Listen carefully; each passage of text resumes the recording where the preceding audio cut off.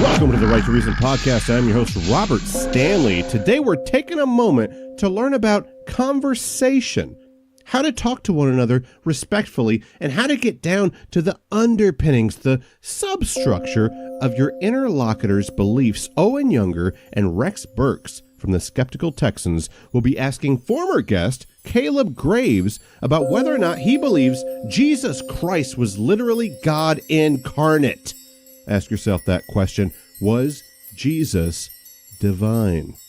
Throughout the discussion, pay attention to how they intermittently need to pull back and reevaluate their line of questioning when talking to someone that really knows his stuff. This guy's sharp, and this convo goes deep into the ecclesiastical sediment of credulity. You might be surprised as to what they elicit and to what this guest ends up admitting to. Let's get started.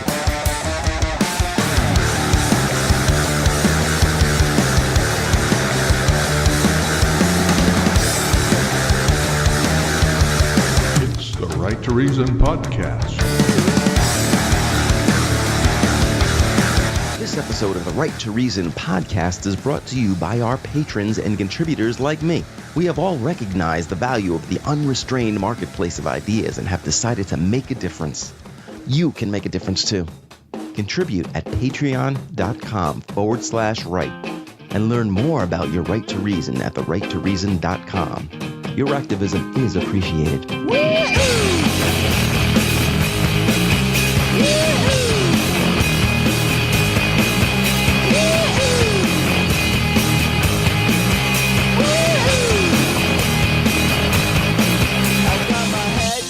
Ladies and gentlemen, so happy to be having this conversation today. I've been looking forward to this for a very long time. We discussed the historicity of Christ with David Fitzgerald and Kelly Clemenson a little while back, and that got some great attention. Apparently, this is a topic that our listeners are really interested in, so we have another opportunity to do this today. Coming back to the show, Kaleb Graves, student and community director at Rolling Hills Baptist Church in Fayetteville, Arkansas. Also coming out with your own podcast here, Ozark Theology. Is that right, Kaleb? That's right, yes. What's that about? Basically, my church is trying to start reaching out to college students and young adults, particularly those who either aren't interested in church or are interested in Christianity and religion, but not as a personal belief. So this is more of a way for me to do a lot of what you're doing here, have conversations with people, local people in the Northwest Arkansas area, so that we can just have better discussion on what we believe and why. Oh my God, have you seen that Netflix show Ozarks? Yes, I have. I started Jesus. watching a little while ago. So good. It is so Yeah. good. That has nothing to do with our topic today. No, nothing. But That's fine. last time Kaleb was here, I think we ended the conversation by me saying that you are the most rational and reasonable apologist I have ever spoken to. So I know this will be a very productive conversation between you and our other guests, Rex Burks and Owen Younger from skepticaltexans.org. Skepticaltexans.org. Guys, what is that all about? Hi, good morning. So this is Rex. Owen and I started, about two and a half years ago. We are both atheists, both former fundamentalist Christians, and we started visiting churches. We started visiting Sunday school classes pretty much every Sunday, different Christian denominations. And I love something that Kaleb said a minute ago. He said he wants to have conversations. He wants to have discussions. Yeah. You know, we've been invited onto podcasts that are styled as a debate, and we always pass on that. I don't find much useful in the debate format, but I do love having discussions with believers and non-believers and former believers. And the Skeptical Texans project started as just our own personal inquiry into the variety of Christian denominations. Owen and I each grew up in a single denomination and were interested in the spectrum from the most fundamentalist Pentecostals all the way to the most liberal Episcopalians. And you know, we just felt like the best way to get to know the variety of belief is just to go talk to the believers. And the Sunday school classes provided a real good format for that. And then after we had done that for well over a year, we started getting invitations from free thought groups to present our findings, basically. And so, you know, the project has morphed into presenting observations about Christianity and what that means for the free thought community. And we've had the opportunity over the last year or so to do that all over. We've presented in Toronto, Canada, and Kansas City, and Salt Lake City, Utah, and Florida, and all over Texas, and just any free thought group that will have us. We've been sharing that story. So that's a little bit about how we formed.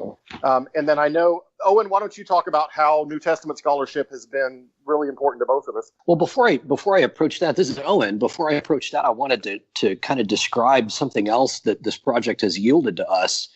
We've actually made several presentations to adult Bible study groups at one church here in Dallas. When we visited them the first time, they were so fascinated with us. Really? Every time we visit a new church, universally we are invited back, which is, I think, a very interesting data point to consider, particularly for people in the free thought community who are afraid of having conversations like this. It's something important to us. So anyway, Rex and I have presented not just our findings through the Skeptical Texans project, but also particularly sort of a 2-week series on Jesus and Paul, who they were, how they were different, and what each might think of each other, purely from an academic perspective. That was also pretty interesting. So the point that the baton Rex handed to me was to kind of talk about New Testament scholarship. Rex and I have been friends. We met about 5 years ago and have been fast friends ever since. We spend enough time in conversation with each other about subjects just like that that we can almost finish on each other's sentences. When we first met, it was at an atheist meetup group in Dallas. Just a group that gets together and has dinner once a week. And a mutual friend said, "You guys have got to meet each other. Y'all are two peas in a pod." By the way, the only difference between Rex and me is he's tall and I'm handsome. Anyway, there are other differences. Right. For example, we are like 10 or 12 days apart in age, just for example. Rex is the older, but I always have a hard time respecting my elders. So the New Testament scholarship thing, I became an atheist about a decade earlier than Rex in my life. And when I left Christianity, I left a very fundamentalist congregation, the Church of Christ. I was a member at the Saturn Road Church of Christ in Garland, Texas. Very close to the tip of the buckle of the Bible Belt right there in Garland, Texas. And they were wonderful people, but I realized I didn't believe it anymore. And when I left, I didn't look back. I lived in Mesquite, Texas, and my public library at the time, it was right before I left to go to college, and there was nothing about atheism, and I was kind of on my own. It was before the internet. And so when I left Christianity, I left the fundamentalist nature of Christianity and never really went looking for anything else. But by the time I got to college, I was already an atheist and was happy and just left it as it was. It wasn't until Rex and I started having conversations that he pointed out to me that there's such diversity in Christianity, and I won't call it a bet and I won't call it a dare, but he basically said in his living room it was a New Year's Day, he said, "I bet you we could go to church this Sunday and find people in a regularly attending Sunday school class that don't believe in the afterlife." And I thought, you got to be kidding. How can that be? And sure enough, the very first time out, we tried. One of the things that happened to me, and that also happened to Rex, after we left Christianity, I discovered an entire catalog of popular books written by academics in the field. Bart Ehrman is a central figure in that, but Reza Aslan and Hector Avalos and a number of other people, Burton Mack, John Shelby Spong, and the Westar Institute. And I spent a lot of time as a lay student of the current state of academic scholarship on New Testament studies. And I would say that I've become something of and Rex as well, we sort of became minor experts in the field for lay people who don't do it for a living. Which is to say we're pretty well informed on the subject material. These conversations lead us into discussions with Christians, and we're unafraid to go into a Sunday school class and during the class conversation explain that as an atheist, here's what we understand when we read this verse. And that gives us the ability to ask questions, and it's been a fascinating exercise. You guys were recommended to me by Ezra Boggs from Beer and Bible Consortium. Yeah, so. Rex and I have been a member of that Facebook discussion group for some years, and maybe a year ago or a little more, Ezra and the board of the BBC approached me. I'm a very active participant in their Facebook discussion group. And Ezra and the board of the BBC approached me and said, "We would like to have at least one atheist on the moderation staff for the Facebook page. Are you interested?" And I talked to some other atheists in the community about it and decided, yeah, I think that's a good idea. So it's flattering that someone of his stature would recommend us for your show. We try to enter these conversations in good faith, and we try to take the subject matter seriously, and I guess maybe that shows even to the Christians. It kind of shows. It started out as live meetings about once a month, but as Owen was saying, there's also a lively Facebook discussion group, which tends to be conversation between, apologists and, Christians and also atheists. So that's been a good thing. Kaleb, since this is the first time that Owen and I have talked to you, do you want to give us a 2 or 3 minute background on your maybe religious upbringing and journey? Sure, why not? So I was also raised in a very fundamentalist Christian upbringing, though I don't think it was necessarily the same as yours. I was raised in the Independent Fundamentalist Baptist movement, which was connected primarily with Bob Jones University, Pensacola Christian Colleges, a network based out of there, essentially. Extremely repressive, extremely dangerous in a lot of ways. Bob Jones University didn't even allow, for instance, interracial dating until the early 2000s. I remember that. Yeah, and whenever what's his name came out, who was that guy that would wear the hat? He's dead now, but he would go and protest all those funerals. Soldiers' funerals. Westboro Baptist Church. Yeah, Fred Phelps. Fred Phelps. He came out there. I want to say it was like 2000 or something like that. When I was attending there, BJU, which is a funny acronym, but they were real classy about it. They went out and set up a table and gave them donuts and coffee, even though, Fred Phelps and the rest of the Westboro was out there protesting with their signs and stuff, just because they said that it was okay for white people and black people to date on campus. That was the protest. Right, yeah. Sorry to cut you off. You just made me think of that. That is, what a crazy memory that popped up. But anyway, please. No, it's all good. So I was raised in that for a while. I ended up going through a lot of physical, emotional, and psychological abuse from people within my church and the network connected with Bob Jones. Somewhere around my senior year of high school, I started reading a lot of books for myself, started with the Gospels, 1, 2, 3, 4, read them vertically, as in on their own straight through, and then horizontally, as in side by side, comparatively all the way through, and just started picking up every book that I could find concerning it. By the end of my senior year, I had gone from being a very fundamentalist Christian with very specific viewpoints into an agnostic, leaning atheist who just really didn't think any of this was true whatsoever. At the same time that was happening, I was going to be going to college the very next fall to Colorado Christian University to start a theology major. By the time I arrived on campus, I was a theology major at a very conservative evangelical school that did not believe in God. So I ended up graduating there this May with a bachelor's in Abrahamic languages and then another bachelor's in theology. And through my time at the college, I went to an Episcopalian church for the majority of the time I was there, St. Paul's Episcopal Church in Lakewood, Colorado. It was during that time that I had a little bit of a change back to becoming a Christian. It took, if I was going to be honest, probably a couple of years to get back to it.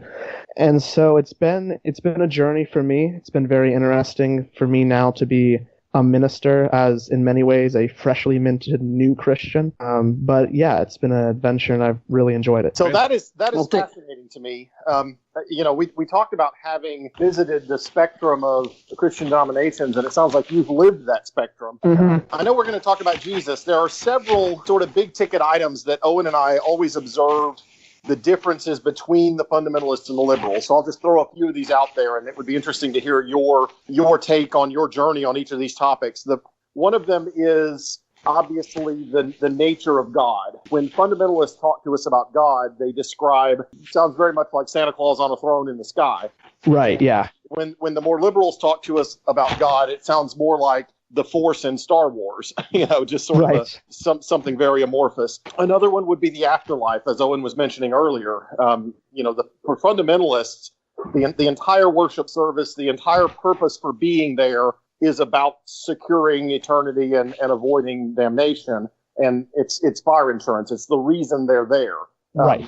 And yet we have many, many liberal Christians that tell us straight up they don't even believe in an afterlife. They think that's just mythology. Right. And the person of Jesus, obviously, at one end of the spectrum, you've got, people who believe every word of every gospel, including John. And then at the other end, you've got Christians who will say Jesus was just a wise teacher and an elder brother. And there are less interesting things that we notice too, like Big Bang and evolution versus a literal account in Genesis, and those things I find less interesting than the New Testament stuff, just because of my own interests. So I'd be curious. You can pick up any of those threads I just threw out there. I'd be curious to hear your journey along any of those spectrums. Oh, probably one of the biggest ones for me would have been the change in how I viewed the New Testament and what is meant by the authority of the New Testament, or the religious value of the New Testament. When I started this, the New Testament, the whole Bible, could not contradict. There could not be anything wrong with it. It was a play-by-play, step-by-step, word-by-word representation of what exactly Jesus did during his time on earth for the Gospels. And when I was looking through towards the end of Mark, where the Passion narrative is starting to come in, I read about the cursing of the fig tree. And so obviously in Mark, it comes through in two different episodes. You have the episode in which Jesus curses it and the disciples remember, and then he comes back later and they're surprised to remember and see that the fig tree has withered. But I remember that in Matthew, the version I had always been taught was that Jesus cursed the fig tree, it immediately withered, and the disciples are just absolutely horrified at how fast this withers, and they're amazed at it. So I read probably for 2 or 3 hours, going through all my apologetics books, all the online articles I could find, everything. And every time I just felt like they were twisting the scriptures, they were twisting the words, they were trying to make it say something that it was not saying. So I laid on my back and I just had to realize this is a lot more complicated than I thought it was. So fast forward to my thinking on it now, none of the Gospels really give an accurate depiction of what Jesus did during his time on earth. It is a good structure and guide for the teachings of Jesus, some of the events that happened in Jesus' life, like the Passion, etc. But it is not a step-by-step or even act-by-act representation of who Jesus was and what he did while he was on earth. What do you think this is Owen, what do you think it is? What do I think the New Testament is? Yeah, the 4 gospel narratives. Gotcha. A little bit of more background. I came from a place that was very similar to you. You know, for me, the Bible was literal and true. It was something I wrestled with even as a young person. But to borrow something that Rex says sometimes, I believed if there'd been a video recorder present, we'll go back to the Old Testament for you, in the Garden of Eden, that the video recorder would have captured a talking snake. Right. So, I mean, I really believed in the literal truth of the Bible. And in that literalist view, that was actually what drove a lot of the cognitive dissonance that pulled me away. I didn't discover the field of sort of New Testament academia until well into my atheism. Mm-hmm. But if I'd been aware of it, it would have been very problematic for me, I think. So what in your view now, you switched from fundamentalist to agnostic approaching atheism, and so now you're back in the believing camp and a practicing apologist. My question would be for you, what do the 4 gospel narratives represent to you in your current view? I'm just curious what that would be. Sure, definitely. The 4 gospels for me are the preservation of the kerygma, which is Greek for preaching. So it's less about historical events and less about what Jesus did and what Jesus said and what all of this means together for us in our construction of theology and doctrine. Okay, that's a fair answer. You know, Rex and I both are familiar with a number of the authors that have published in the field concerning historicity, and I think Rex and I soundly come down in the Bart Ehrman camp here, that there likely was a historical Jesus that, based on the criterion of embarrassment and some other criteria, that we can sort of safely conclude to a preponderance of the evidence degree that a historical Jesus existed. I don't think the crucifixion would be made up. I don't think Nazareth would be made up. There are things I think are likely true. It's interesting that y'all formerly had a conversation with David Fitzgerald, one of the, at least for me, a well-known mythicist author. But I disagree with him. You know, Rex and I recently had the opportunity to meet and do a YouTube show with Richard Carrier. And, you know, it's interesting that very intelligent people, I think, can still reach wrong conclusions.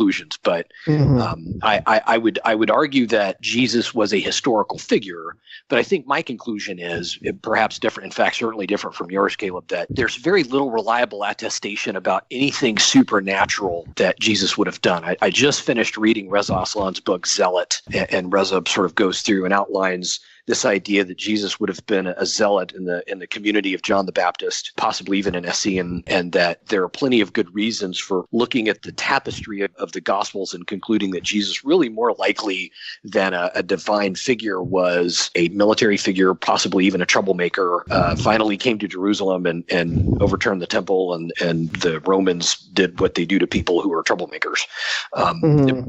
What would you say are your best reasons for reading the same source material that I've read and others have read and concluding that the historicity of the divine nature of Jesus is confirmed there? What would you say your best arguments are for that? So this is where our previous podcast here, I have a lot of trouble with the idea that we can use historical critical approaches to really analyze what the historical Jesus, who the historical Jesus was, and whether or not there was anything supernatural about him. We can say, for instance, that it was widespread report quite early on that Jesus was an exorcist or that Jesus performed miracles. There was a view of him that saw him as, if not a hypostatic union, God of God, light of light, true God from true God, that sort of thing.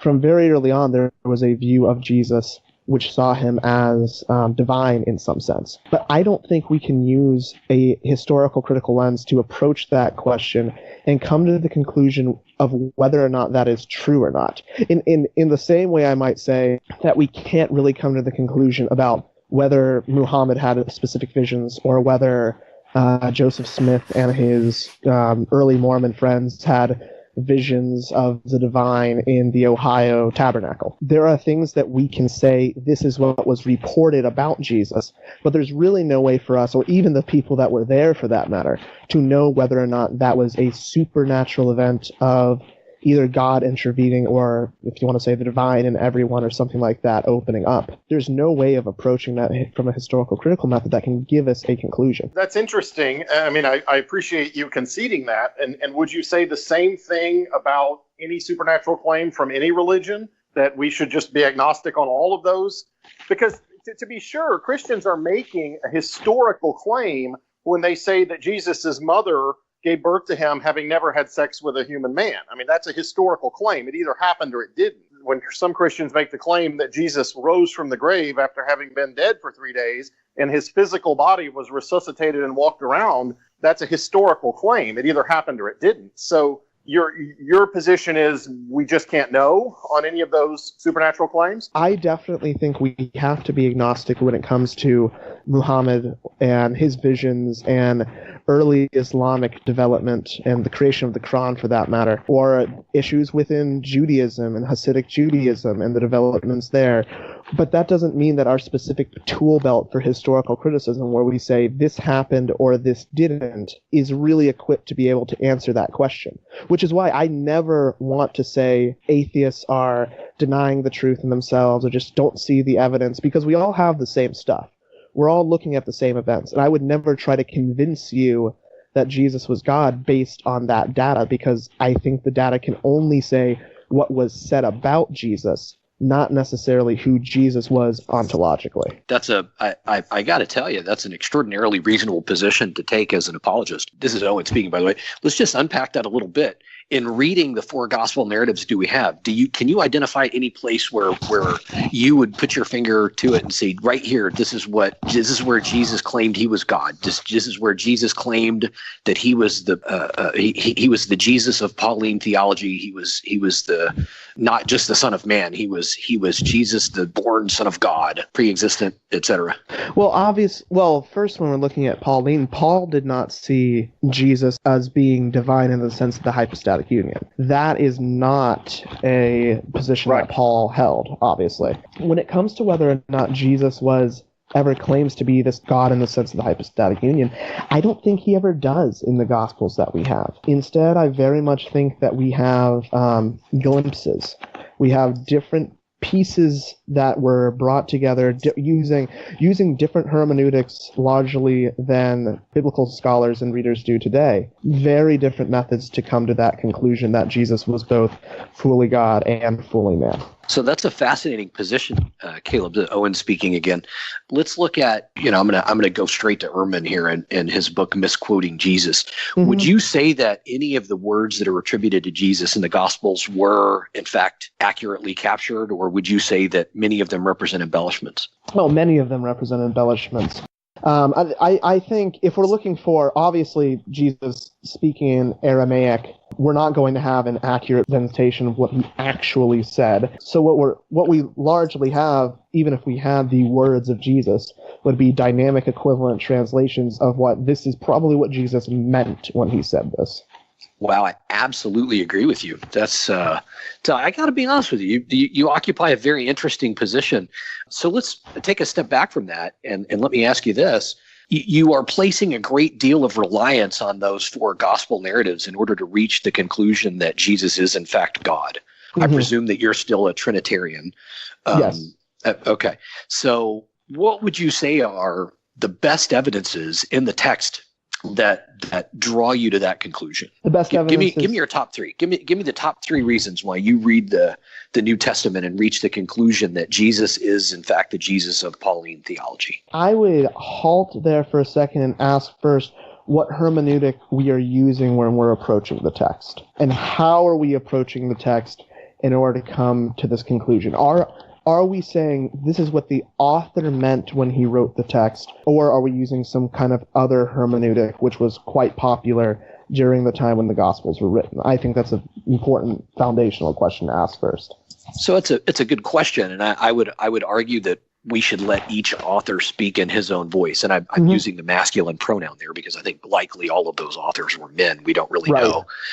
So I would say we should let each author speak with that author's own voice. Yeah, definitely. There's two things I would bring up. One, when developing the doctrines about who Jesus was, all of Christian theology, really, the hermeneutic that the early church fathers and the church has used largely have not been the same exegetical hermeneutical tools that we use today. When we approach the New Testament, we say, how did you get from here, the New Testament, or the Gospels in particular, on to true God from true God, begotten, not made, of one nature with the Father?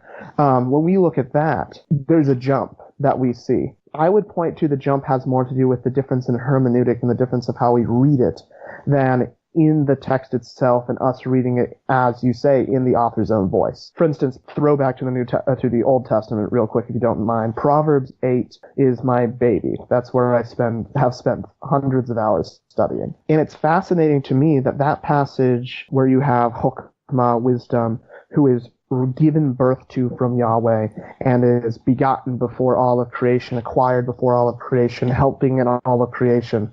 That is not talking about Jesus in any sense, obviously. But when it came to the early church fathers, that passage was almost just as important for founding Christian theology as was anything that you find in the Gospels. It was one of the massive passages that the Arian controversy was over, was the exegesis of that particular passage.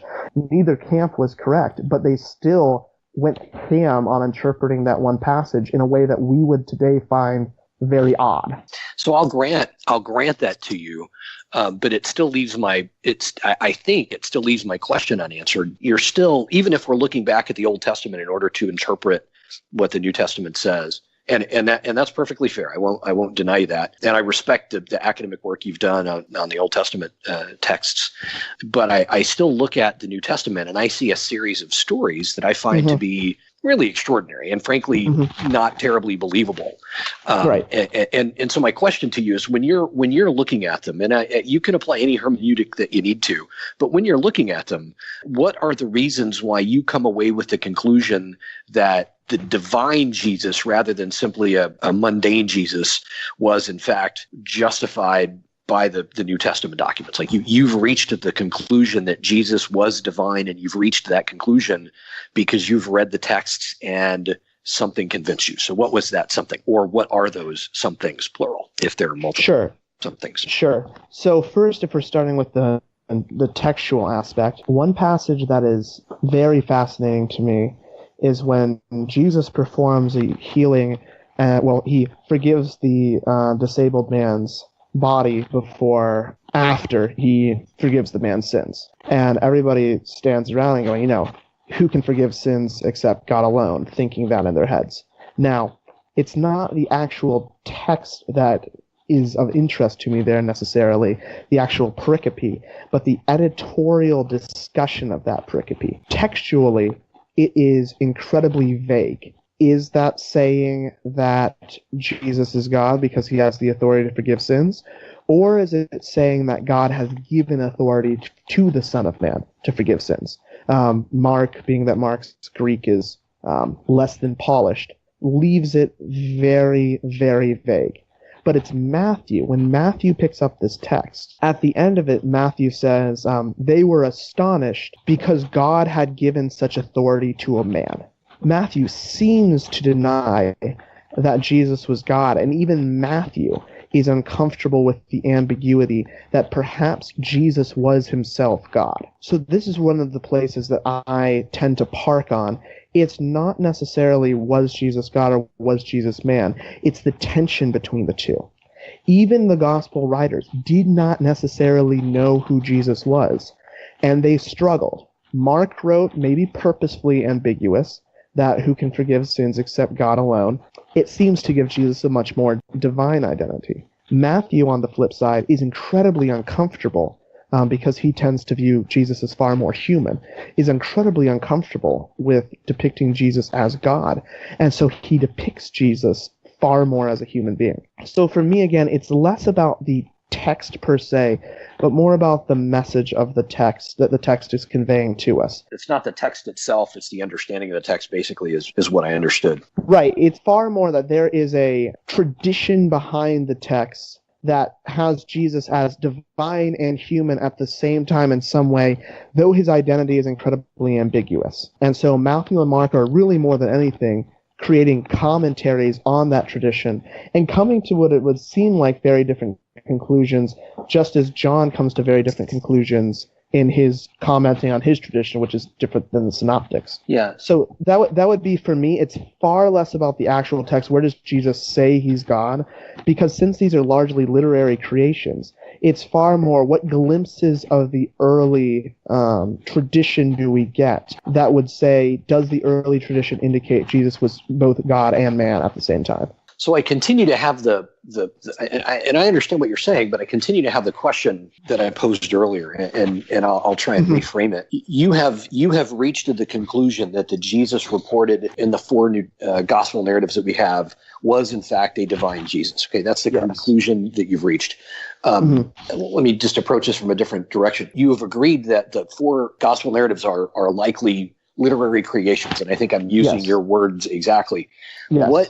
What gives you the confidence that those literary creations, that those embellishments, that those fictional accounts are still reliable enough to reach a conclusion about the supernatural nature of a human being that they're talking about? Right. So I to try and underscore the question that I have, you have conceded that the four gospel narratives are very likely literary creations, and yet you are still accepting the conclusion that Jesus was a divine figure. It seems to me to be a leap. One might call that the leap of faith that is Christianity.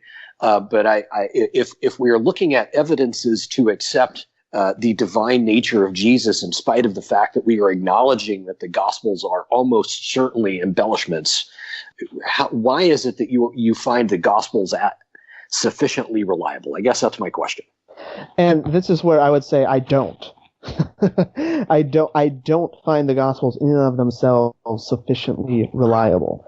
This is what I've been thinking the whole time. I think Owen is putting words in Caleb's mouth, because I'm not hearing Caleb make any of these claims. I think if we were drinking beer together, you would find that Caleb believes almost as little about Jesus as we do. So it might almost be interesting to back up and say, okay, Caleb, what's left? What's actually left of Christian Jesus after you use largely the same scalpel that Owen and I would? Definitely. This is where I was trying to get to with that when saying I don't. Quite simply, the text only can tell us really one thing.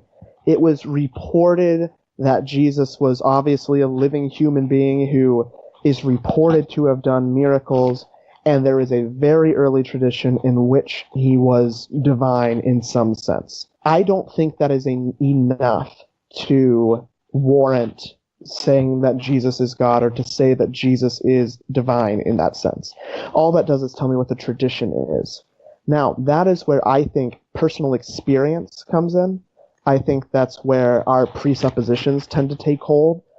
If I start with the presupposition that there is a God, in whatever sense you want to use that word, and that this God is interacting with human beings at different times, I'm more open to the idea that that's true. I still can't prove that, and it might not even be the case. But if I have that belief, if I might finish, if that's okay, if I have that belief already that it's possible, and then it is possible that Jesus was a divine figure, then all it takes for me is some sort of experiential push, and that's exactly what you said, a leap of faith, to say, this is what that was because I have experienced it. Now, I am never going to use that to try to argue that Jesus was God and Christianity is true and you should accept it or you're stupid, because that's not what I'm saying.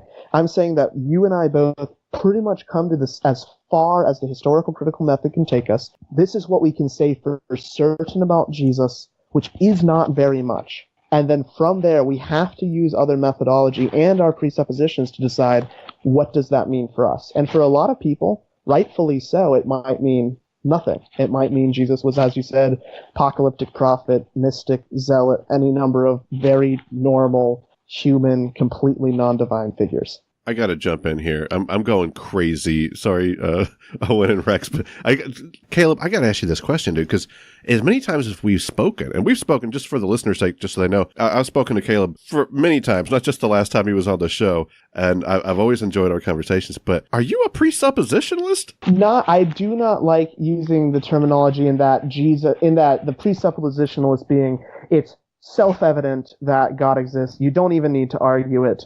Therefore, let's just get beyond that. I'm not even going to bother with it as a question. It's much more that I think it's a legitimate question to criticize, but this is the presupposition that I hold that there is God in some sense. Well, I mean, I don't mean like, I never knew this about you. I knew you were kind of like, you use the term meta-modernist, but I think a lot of people would kind of recognize it as postmodernist light, more or less. Mm-hmm. But more or less, yes. You're not using presupposition to make your argument for the divine, but you do believe and accept that your belief is a presupposition. Yeah. Wow. Well, okay. I'm back out, guys. Continue. That blew my mind. If I might finish, the finishing touches, as it were, are the personal experiences.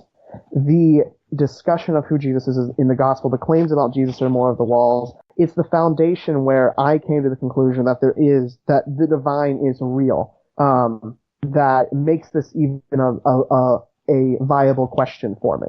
I'm not saying that the question is something we should just believe automatically, but I am saying that you have to have some sort of belief in the divine for this question to really be a viable question of whether Jesus was God. Otherwise, it's as much a viable question of whether or not Jesus is a potato or a unicorn. That's actually pretty reasonable. Okay, that was my last thing I was going to say. Yeah, it sounds to me like the gospel narratives stand on their own.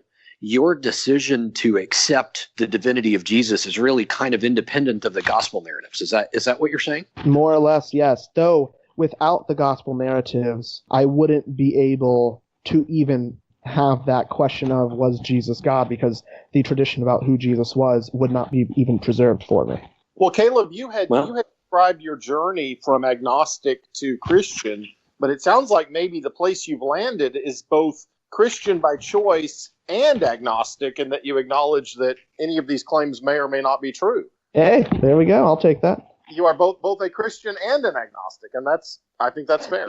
There's a good book that was written with that title by Dr. Weatherhead early in the modernist movement, The Christian Agnostic. When it comes to my methodology and being able to prove, quote unquote, any of this, that's definitely would be my position from a epistemological perspective. My first exposure to a worldview that sounded like yours were the books of John Shelby Spong, and I devoured all of them.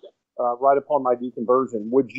Is his position yours, or would you differentiate yourself from Spong in any significant way? I would definitely because I've read a lot of Spong's work as well. It's one of the first things I read first semester freshman year and the summer before when I was trying to figure out what all this meant anymore.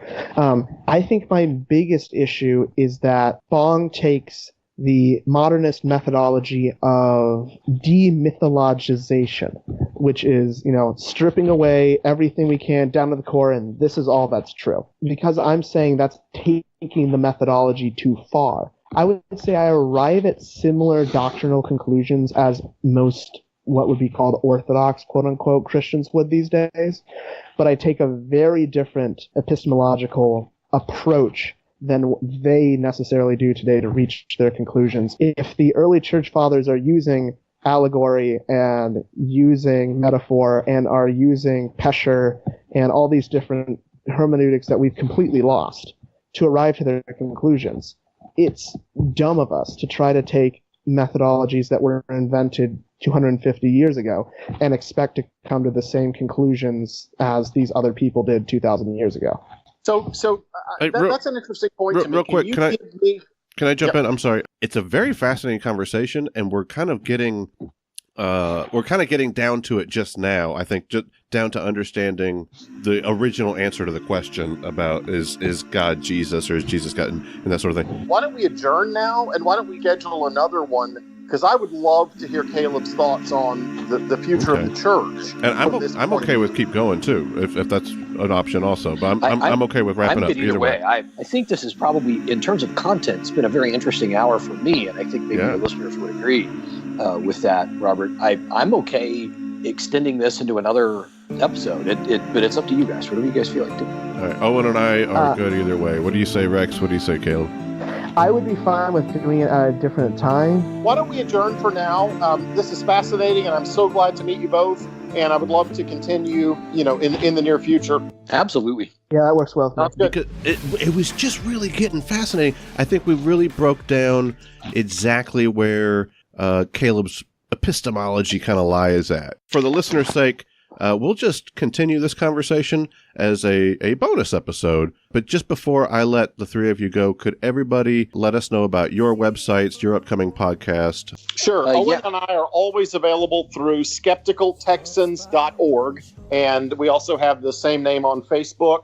And we are regularly presenting live presentations around Texas and elsewhere, but also any podcast or YouTube content that we do will be posted there as well. So skepticaltexans.org is where you'll always find us. Great. Anybody can honestly friend me on Facebook. We end up having discussion and arguments a lot. So, Justin Kaleb Graves with a K. Or you can try to find and follow Rolling Hills Baptist Church in Fayetteville, Arkansas. Just message me through there. I get a lot of messages from that.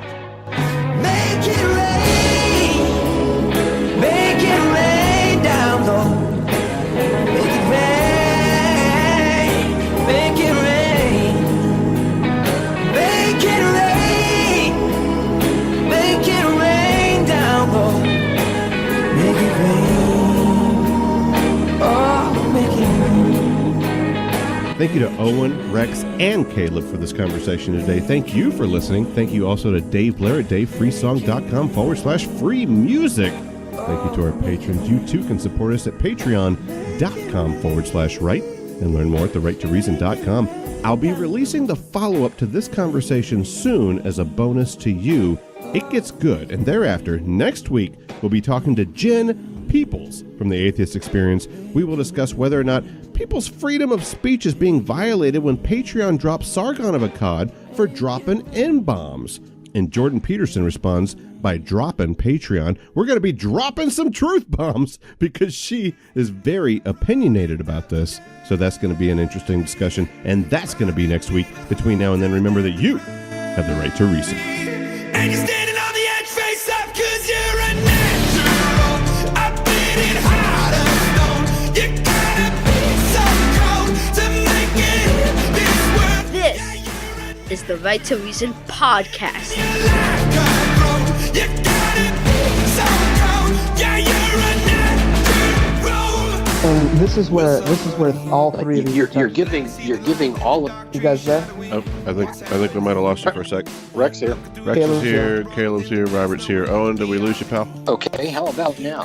Yeah, we got you now. We got you on video too, which might affect our bandwidth. Yeah. I'm sorry about that, guys. I don't know what happened. Weird. Audio's okay now? Yeah. I thought you were the handsome one and the other guy was the tall one. I am the handsome one. Oh, okay. That's what. Okay. I keep getting you guys mixed up. I'm sorry.